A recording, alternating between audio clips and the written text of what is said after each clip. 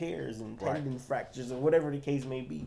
So we do have to do a good job finding out what do we mesh well with, analyzing the gifts in others, and realizing that if I yield and just start being real about what my strengths are, I won't see myself blocking myself from seeing what the gift in such and such is. Right. And being motivated to want to stoke the flame of that gift in that person. Like, yo, bro, I see you really, you can really help us out doing whatever. Or I can do such and such. Hey, man, I want to help y'all out doing Right. And then once we submit, we know that we're doing y'all's will.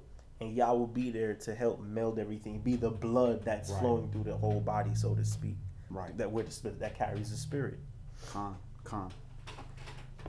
Verse 31, the Anakims dreaded and feared him not.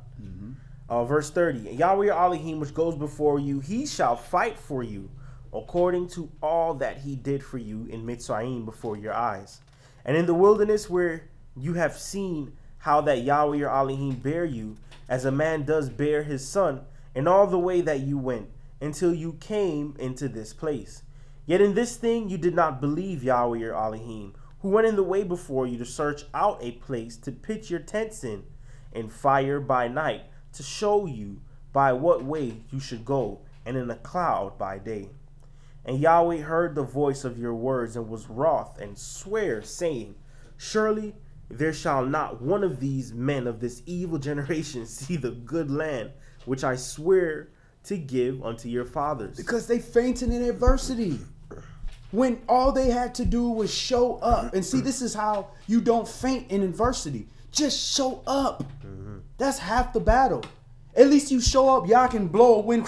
You kill somebody, whatever you know, something, because you showed up. Yeah. You know, you show up and you scared to death. Y'all, I'm peeing in my pants right now as you speak. And then y'all send an evil vision on the people and they just take off running. But you showed up, y'all get his glory.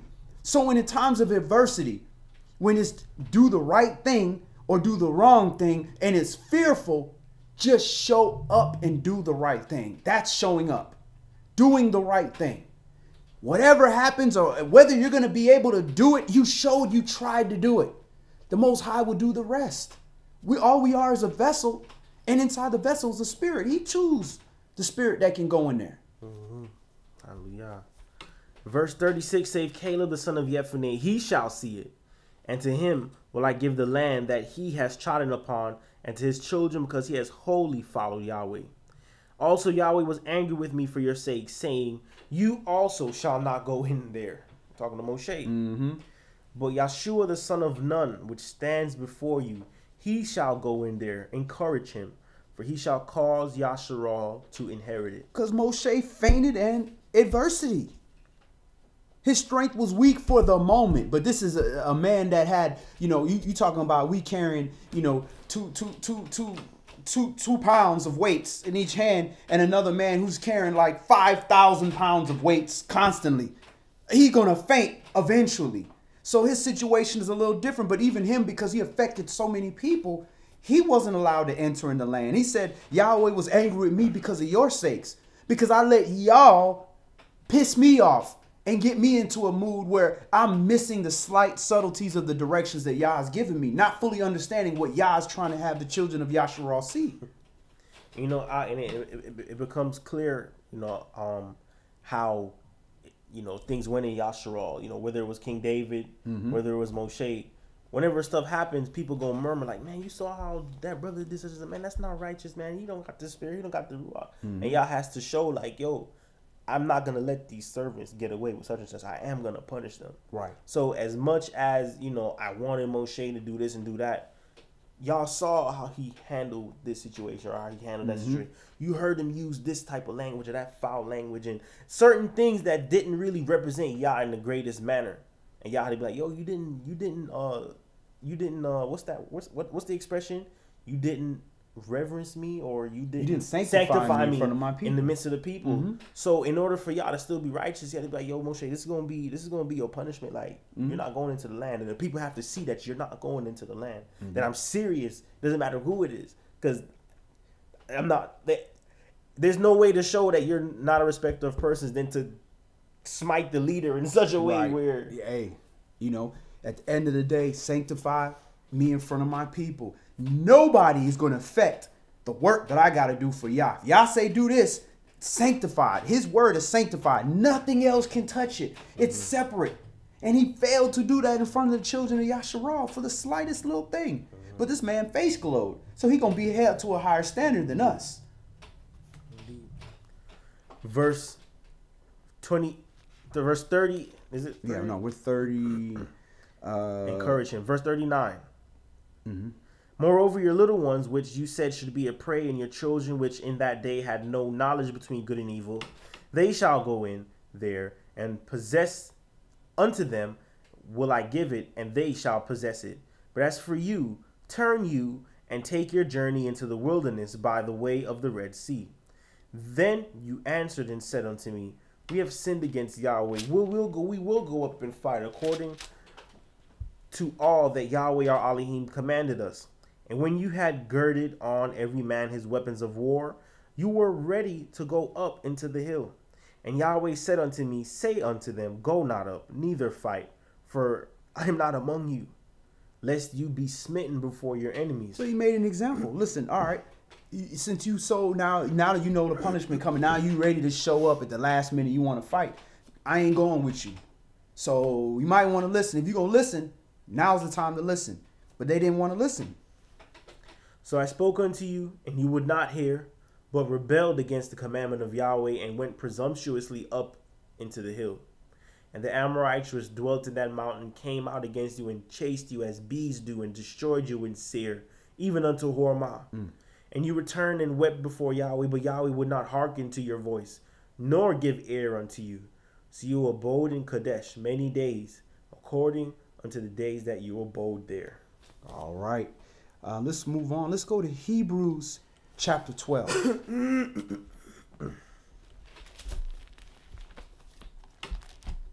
So ultimately, you know, when we're in situations, you know, a lot of times it's chastening. Sometimes it's not chastening. Sometimes it's just strengthening you, or it's for you to prove to yourself, or trying you. But when you are dealing with chastening, and you know when you're dealing with chastening, because one thing a parent does is a parent just don't walk up to their child and they whap, you know, a good parent. Yeah. Just walk away and be like, what did I do? What did I? That's the question we always ask and getting beat. But what I did, you knew what you did. But what did I do? What did I get caught for? What did I get caught for? That's what we really asking for. But the Most High is the same way. He's not gonna just chasten you and just beat you down. That's like abuse. That's psychological abuse. Nah, he gonna chasten you, but he gonna let it come to you, and you're gonna understand what it is. And you might not understand what it fully is, but you're gonna understand enough to know, okay, I hear you, Yah. Because he has a relationship with his servants. If you're a servant, he knows how to communicate in a way that you can understand. He knows how to deal with things and touch you, and he's an artiste. He knows how to do things so poetic. Poetic justice, he invented that. Indeed. So then you be like, so you mean, I hear you, Yah. And it just be like, sometimes you just got to smile and laugh like, wow. Yeah. He loved me that much that he would go through all this just to show me this. I ain't laughing because my butt is still sore from taking these butt whoopings, but I'm laughing because, wow, you know, I finally get it. Hebrews chapter 12 and verse 1. Wherefore, seeing we also are compassed about with so great a cloud of witnesses, let us lay aside every weight and the sin which does so easily beset us, and let us run with patience the race that is set before us. So if it's patience, that means it's not a sprint. This ain't the 100. This is cross country right here. And shalom, Sister Marshall. Good to see you.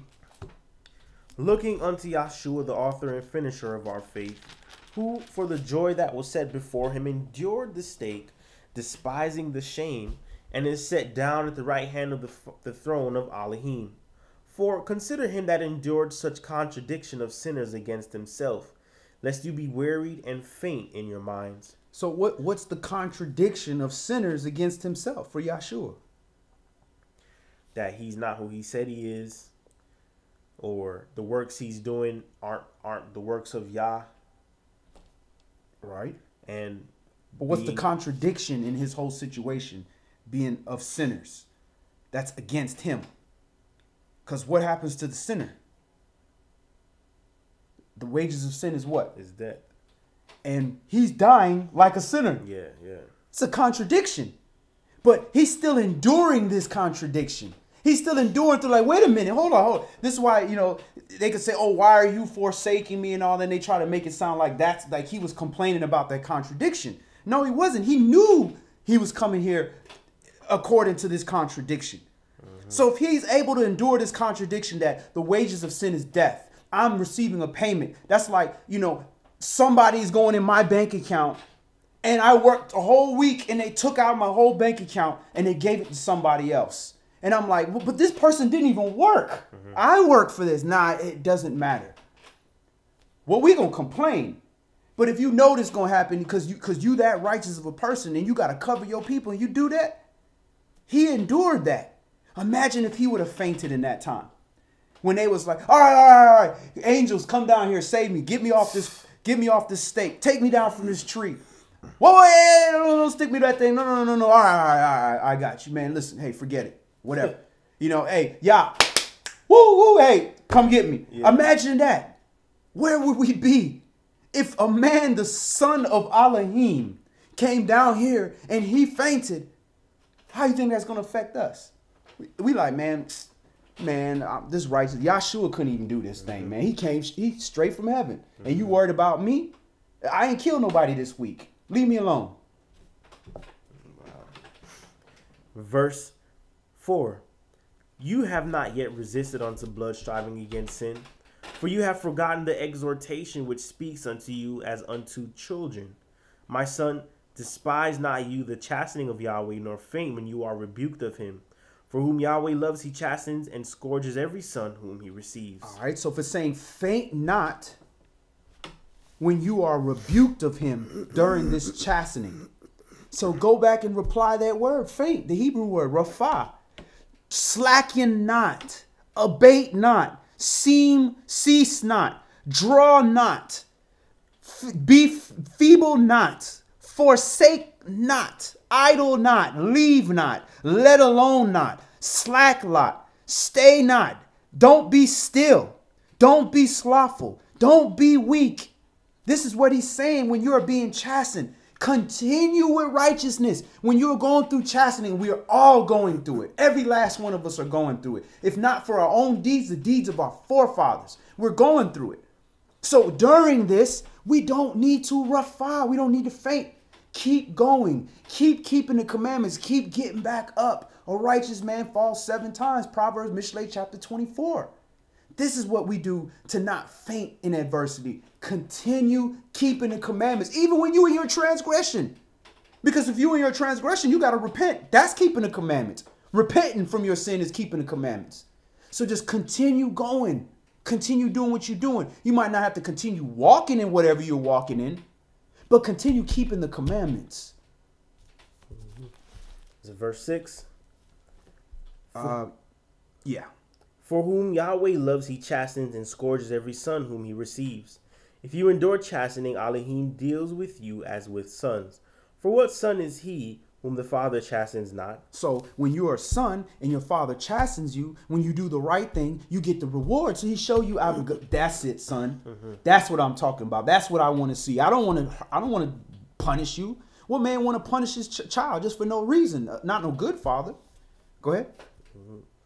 Verse 8, but if you be without chastisement, whereof all are partakers, then you are illegitimate sons and not sons. So we got to keep that in mind. If Yahweh don't chasten us, that means he don't care about you.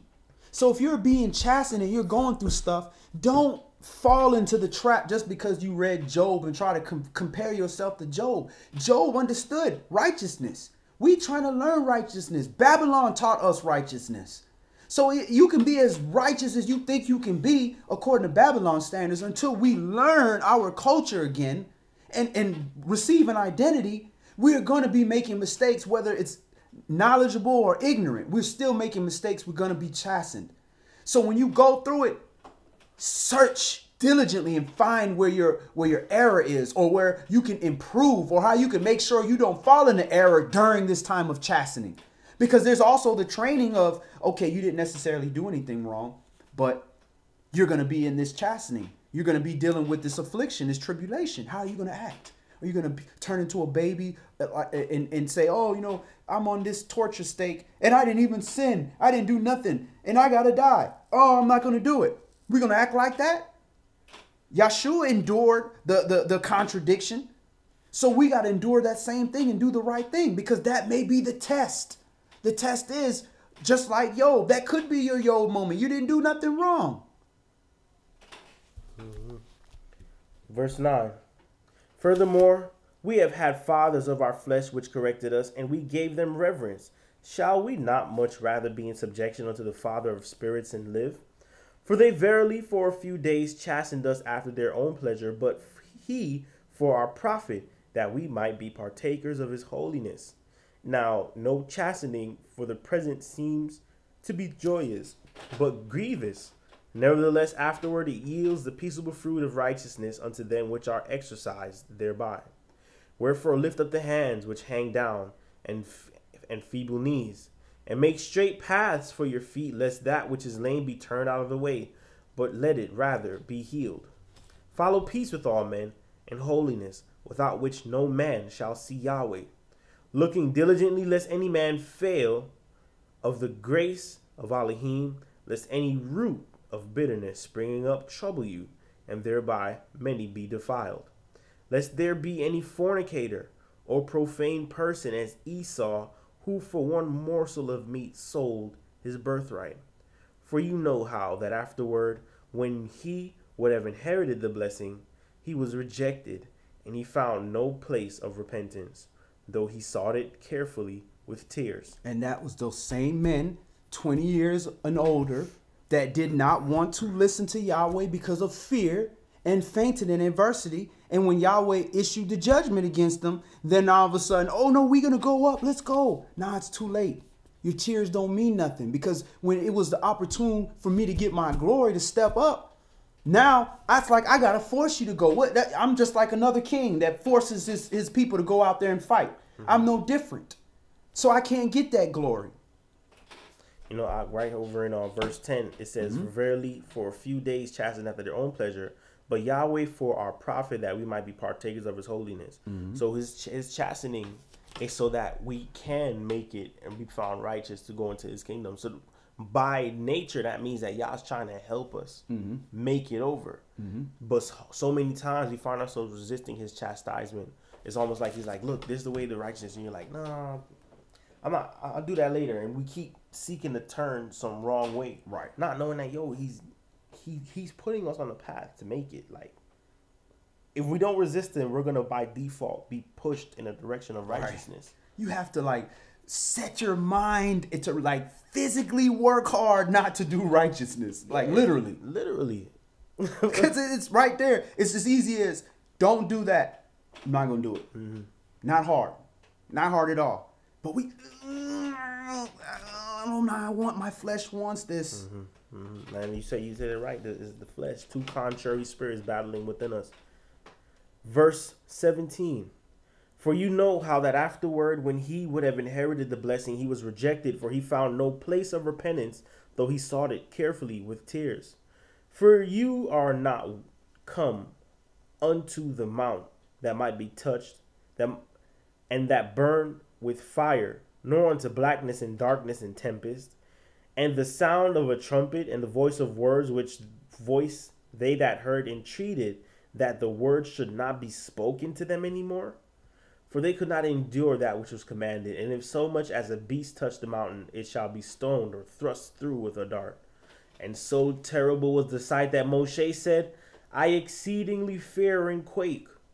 But you are come unto a Mount Zion, and unto the city of the living Elohim, the heavenly Jerusalem, and to an innumerable company of angels, to the general assembly and assembly of the firstborn which are written in heaven, and to Elohim, the judge of all, and to the spirits of just men made perfect, and to Yeshua, the mediator of the new covenant, and to the blood of sprinkling that speaks better things than that of Abel. See that you refuse not him that speaks, for if they escape not who refused him that spoke on earth, much more shall not we escape if we turn away from him that speaks from heaven, whose voice then shook the earth, but now he is promised, saying, yet once more I shake not the earth only, but also heaven. So now when you're talking about this new covenant, you know, they like to try to take this thing and make this about, well, you ain't got to keep the law no more. But you have to like cherry pick to get that understanding, because when you read things in its entirety, you see how it's talking about, you know, not this, you know, this covenant of Mount Sinai, but this one in Mount Zion, and this new covenant, the mediator of the new covenant, and to the sprinkling of blood that speaks of better things than that of Abel. Now, what was Abel really dealing with? So it wasn't the reversal of sin, right? And his offerings was what? What did Abel offer? Remember, Cain offered lamb. He offered blood. So that's sacrifice. Mm-hmm.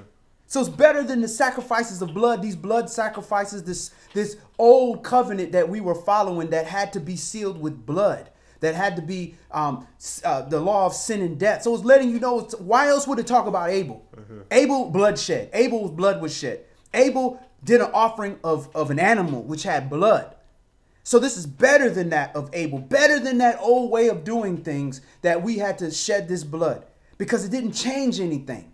When he wanted us to change inside, that's the new covenant where Yeshua came down and he sacrificed himself in the living. Yeah, he had to still satisfy the law, but he sacrificed himself in the living by not fainting in adversity, by keeping the commandments, by leading as an example and doing the right thing and not having to kill an animal to be perfect. Verse 27, and this word yet once more signifies the removing of those things that are shaken, as of things that are made, that those things which cannot be shaken may remain. Wherefore we, receiving a kingdom which cannot be moved, let us have grace whereby we may serve Elohim acceptably with reverence and awe. For our Elohim is a consuming fire. All right, so if he's a consuming fire, then if you are a vessel of dishonor, you finna disintegrate when he show up in your life. You finna stop. You finna rafah. It ain't going no further. But when he shows up in a vessel of honor, it may be a piece of, you know, a menorah, piece of gold menorah over there, and it's got the wax all over it. It's all disgusting. It's tarnished and everything. But once you clean that thing off and you put that fire in, that thing is finna shine and be beautiful. Mm-hmm. But what finna happen to everything else on it? All that other stuff is melting off. So that's what we want to be. We want to be that vessel of honor, because he's a consuming fire. So understanding that when Yah shows up in your life, he's going to burn away impurities. So you need to let that process happen and continue moving on, staying on that narrow path. And Shalom, Dennis Morrison. Good to see you, family. Let's go to Galatians chapter 6.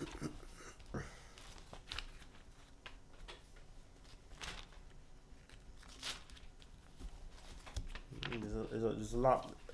No one is saying that, you know, the walk is going to be easy, or that, you know, it's going to, you're always going to know the right decision to make.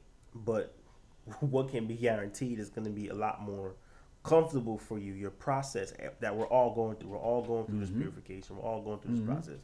It'll be a lot easier for all of us if we yielded to Yah's will. Right. And now these things, these tough things that we're dealing with in life give us joy now, because a servant takes joy in sacrificing for the righteousness of this word, sacrificing for the Father. Like, yeah, you see me, like a child does when you see Dad, I stayed up and I did my homework real late and I studied, and look, I got an A. That's what it belongs. That's what happens to us when we get in this word. You see, yeah, you know how much my flesh loved to do this or love to do that. I used to fight all the time, but look at me now, y'all. Now that brings joy into our life, and the Father will recognize it, like your dad do when he give you, good job, son. Nice job. Attaboy. You know, and then Yah will give you the same thing, so you know what you're doing. So now you get more joy in your life instead of yielding to the flesh You get the result that lasts sometimes less than 5 seconds is how much the joy lasts. Then after that, you got that failure feeling that lasts a long time until you do something good and start feeling good about yourself until the next fall. Rather than repeating that same rinse and repeat cycle, why not just say, you know, the easy thing is just like you said, to submit. If the wind is blowing you this way, the easiest thing is not to, it's just let it take you where it's going to go. Be like a wave when his spirit is pushing you. But when the world is pushing you, that's when you stay rigid and firm. You know, what it reminds me of is, you know, at the beginning of the walk, you weren't really sure what you were in. You know, but then you read Yaakov, you read James, and it's like counter Job when you fall in diverse temptation, that the trying of your faith works patience, and patience has its work so that you want nothing, and because it's all Yah's plan to perfect you. So once you come to a conscious understanding that, oh, this is what life is for, you realize that Yah has your soul in a gym, and he's like, yo, today, this is your workout plan. You're going to do 5 sit-ups, 4 muscle-ups, 6 to this, and each season is getting more and more. But the first season you was trying, you're like, I don't want to, and you're like, I want to go home. He's like, nah, go back. So there's a bit of a harshness at the beginning. Right. You know, because then we don't really know what we're in. So some of the weights might fall on our head, or we think we could lift more than we can, and we're not prayerful. We're not asking advice, and y'all just like, yo, you got to work this out because you got another 70 seasons of this, because ain't nobody getting in here lacking. You see what I'm saying? Or nobody's gonna find himself qualified for my son if not gonna do my commandments. If not, so it's one thing to go in the gym and, you know, bodily exercise profits a little. Yeah, it profits a little. But that spirit workout, when we go through those tough things that break people, that cause depression, that take years to get over. But if you discipline yourself, if you say, you know what, that this was a workout for my soul. I wasn't temperate before this, but now I realize I'm a more planning and I'm a more temperate person. I'm a more compassionate to people's trials, because it's something that I went through, and we realize every day it's the, you know, it's the workout, and then we start becoming understanding of what Yah's doing. So it's like when the waves are coming, it used to wash you, but now you got a surfboard. Right. You see what I'm saying? Right. You cool with it now. You know how to navigate everything. Before, you wasn't really swinging from trees, but now you hopping from trees like a squirrel. You become equipped for every good work that you got to do. Right.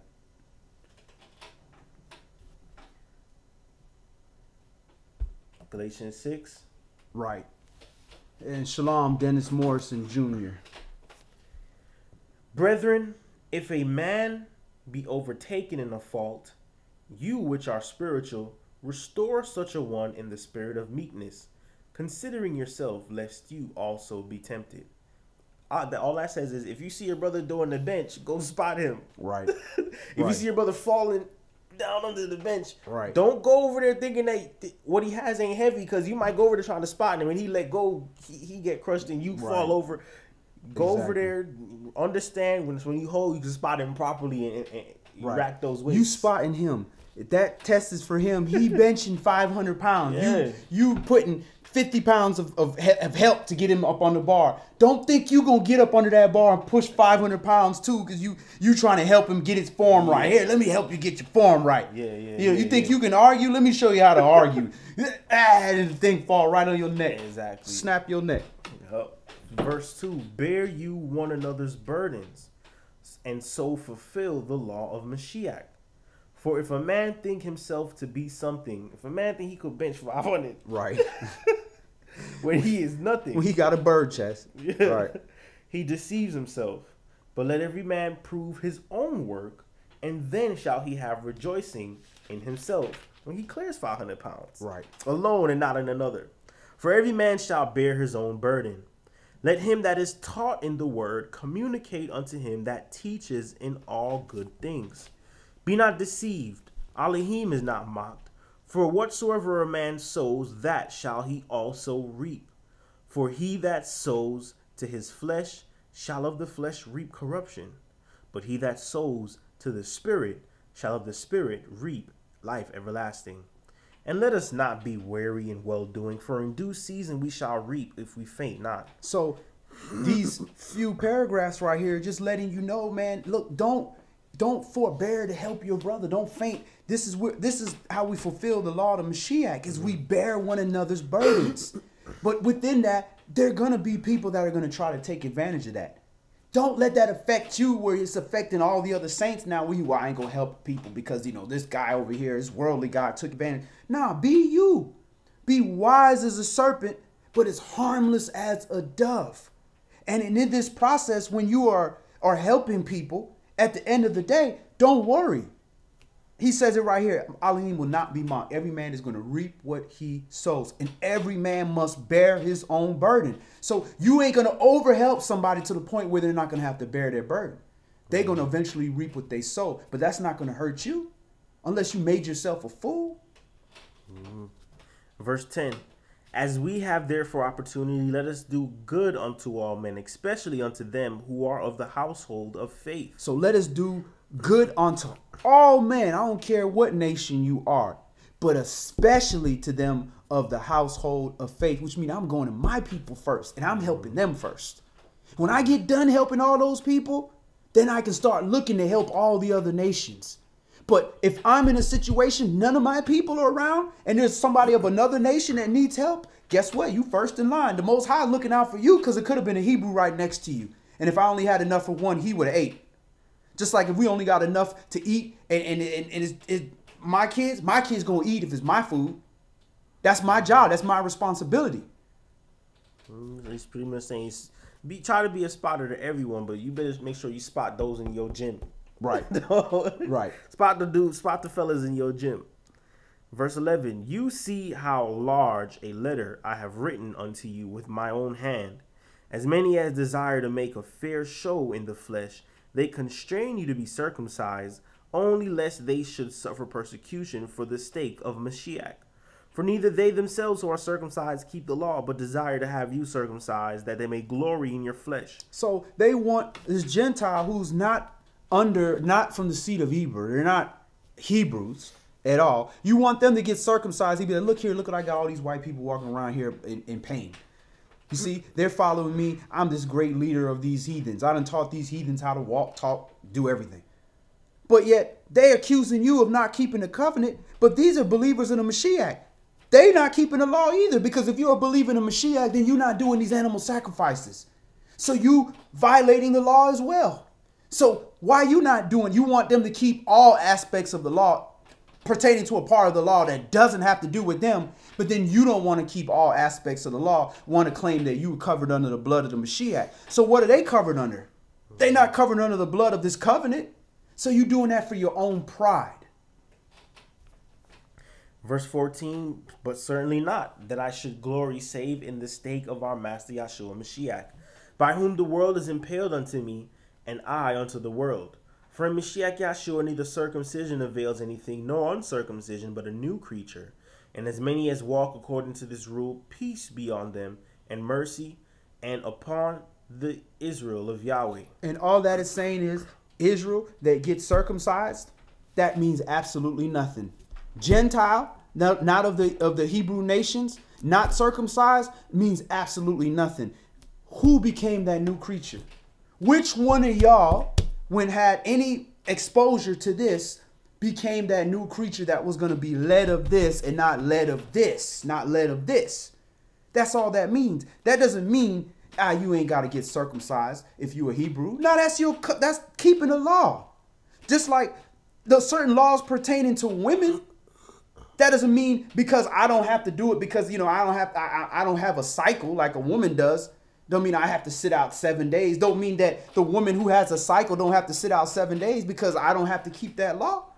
Nah, keep what pertains to you. If you're a Hebrew, you're of these Hebrew nations, which is any of the sons of Eber, that's who Abraham's kids. That's who that covenant was given unto. Them.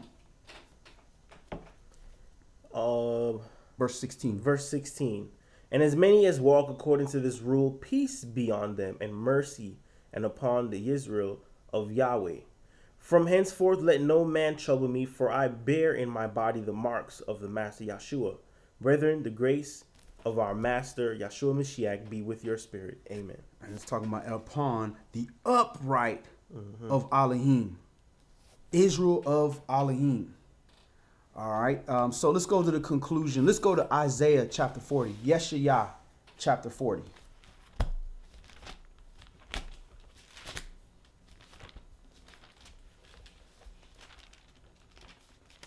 The upright of Elohim of Yahweh.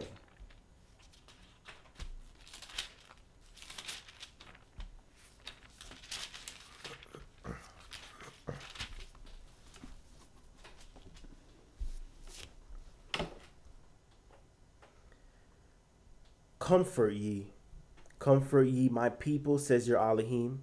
Speak you comfortably to Jerusalem and cry unto her, that her warfare is accomplished, that her iniquity is pardoned. For she has received of Yahweh's hand double for all her sins.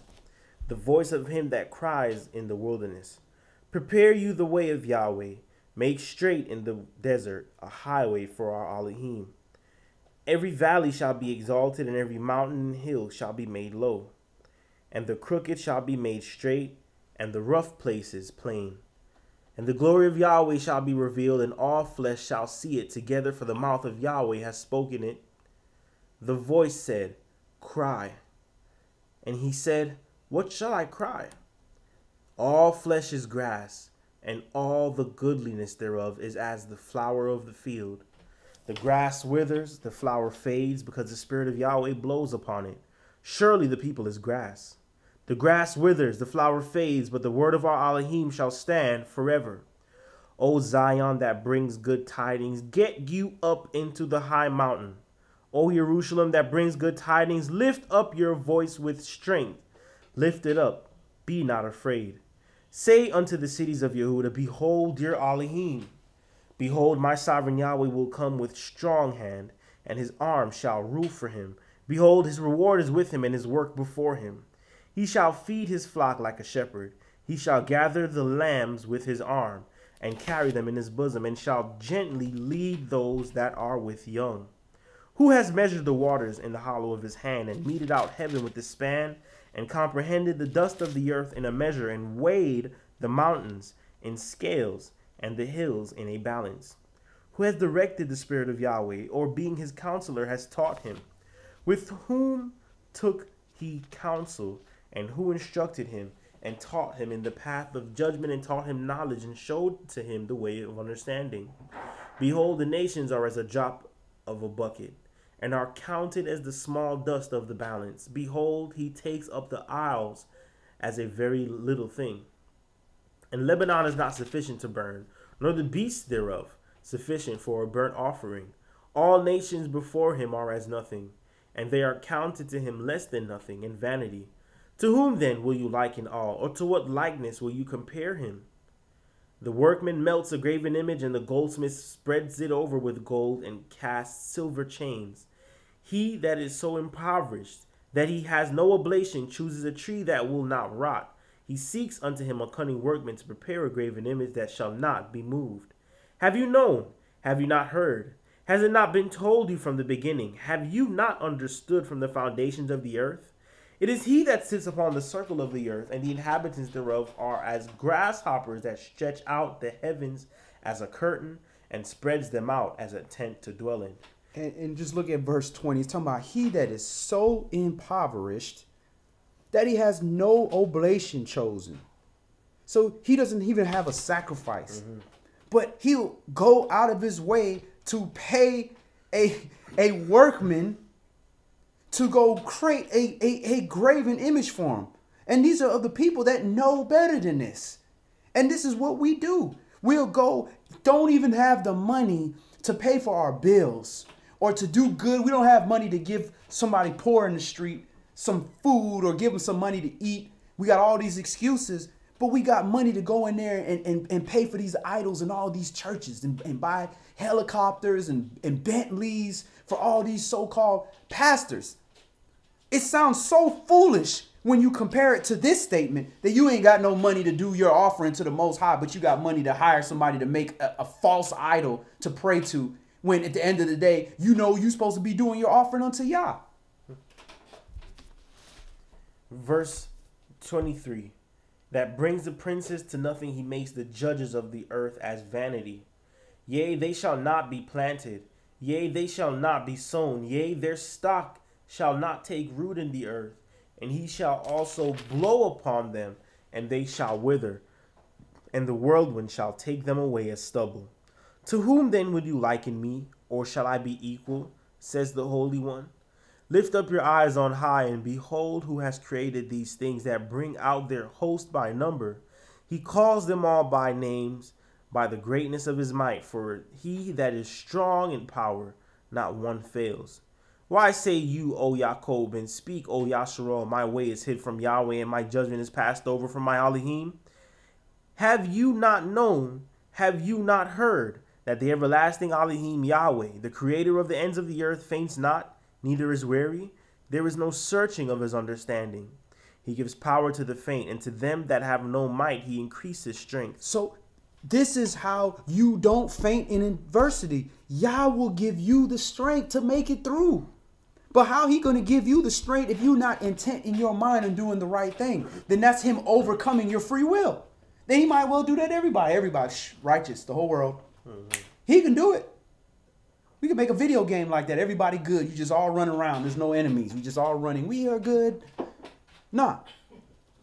He gave us the power. He gave us the ability to overcome any of these adversities if we just choose to stay the course. If we choose to not slacken. If we choose to not abase, not cease, not consume, to not draw away, not fail. We choose to not be feeble, not forsake his law. To not leave him, to not let him alone, to not be still, to not be slothful, not be weak. And when we choose those things, we're eventually going to run out, like you said, get to our point where we can't go any further.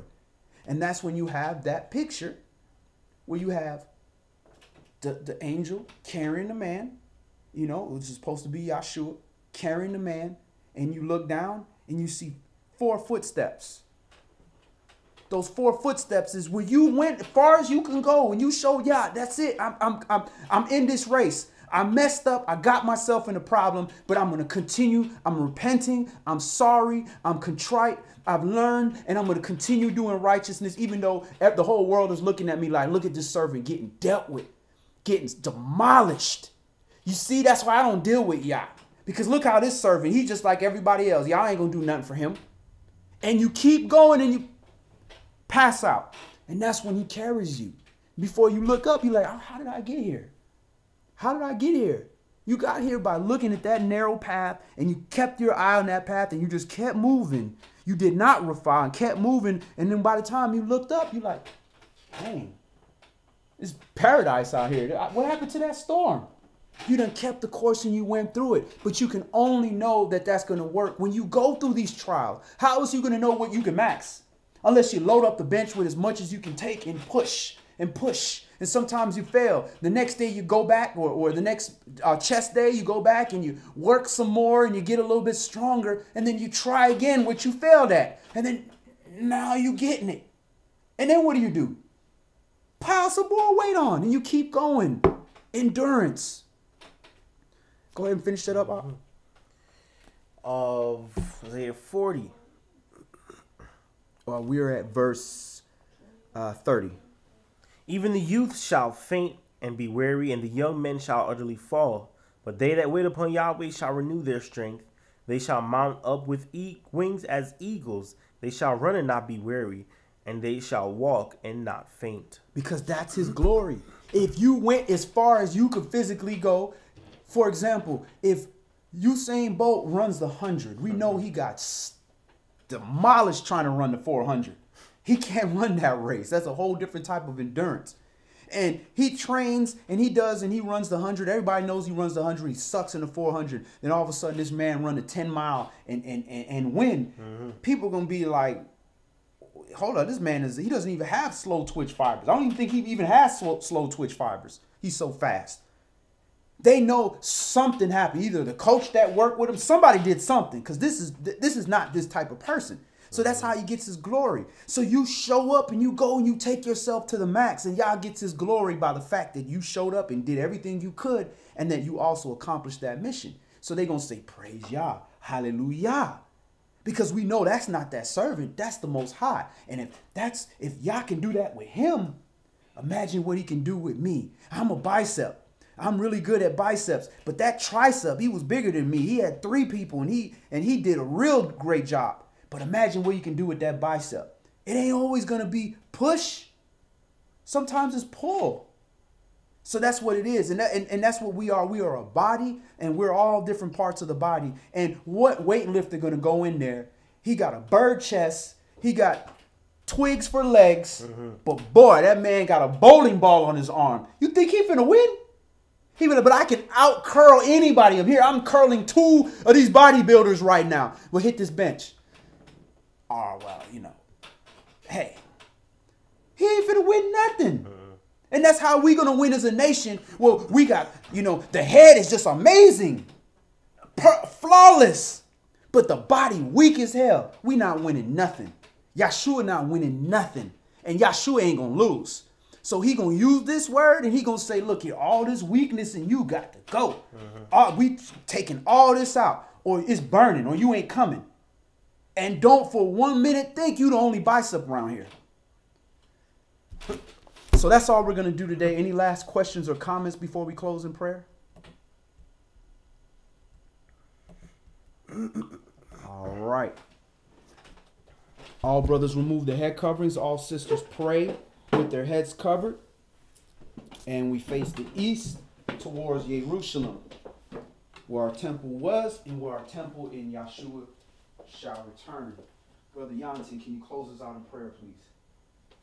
Heavenly Father, Yah, you're generous, Elohim. You've blessed us bountifully, O Yah. You're merciful, Elohim, O Yah. We continue to pour forth praise and shower upon you our favor and our thanksgiving, O Yah. Not that it means anything, O Yahweh, but more so in return for all your goodness, O Yah. Because it's our reasonable duty to praise you. It's our reasonable duty to do service unto you and treat our brethren and our sister with love and equity, O Yah. Let's continue to teach us how to do those same things, Father. Put in our minds that each day is training, each day is refining, each day is you honing our skills and making us sharper, O Yah. And also preparing our hearts to know how to return love unto you the way you want it to be returned unto you.